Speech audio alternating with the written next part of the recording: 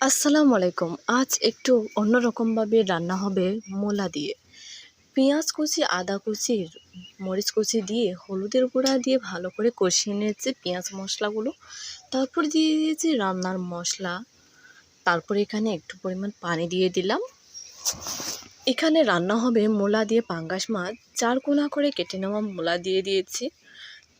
শীতকালীন মূলা দিয়ে কিন্তু যে কোনো মাছ খুবই মজা হয়। মূলাগুলো সিদ্ধ করে নেব পানি দিয়ে। সিদ্ধ হয়ে যাওয়ার পর এখানে পাঙ্গাস মাছগুলো একে একে সব দিয়ে দিচ্ছি। এইভাবে মূলো দিয়ে যদি একবার পাঙ্গাস মাছ খাও তাহলে কিন্তু খুবই মজা। পরিমাণ মতো লবণ দিয়ে আমি নামিয়ে নিয়েছি। গরম ভাতে গরম গরম মূলোর তরকারি দিয়ে পাঙ্গাস মাছ, কী যে একটা লোভনীয় খাবার হয়েছে আজকের জন্য। আশা করছি তোমাদের দেখে লোভ লাগলো খাওয়ার জন্য। একটাবার চেষ্টা করতে পারো এইভাবে মূলো দিয়ে পাঙ্গাস মাছের রেসিপি। খুবই মজার একটা রেসিপি। ভালো লাগলে কমেন্ট করে জানাবে। আর যারা এখনো যুক্ত হও নাই, যুক্ত হয়ে যাও। পাশে থাকবো আর তুমিও আমার পাশে থাকবে। ধন্যবাদ।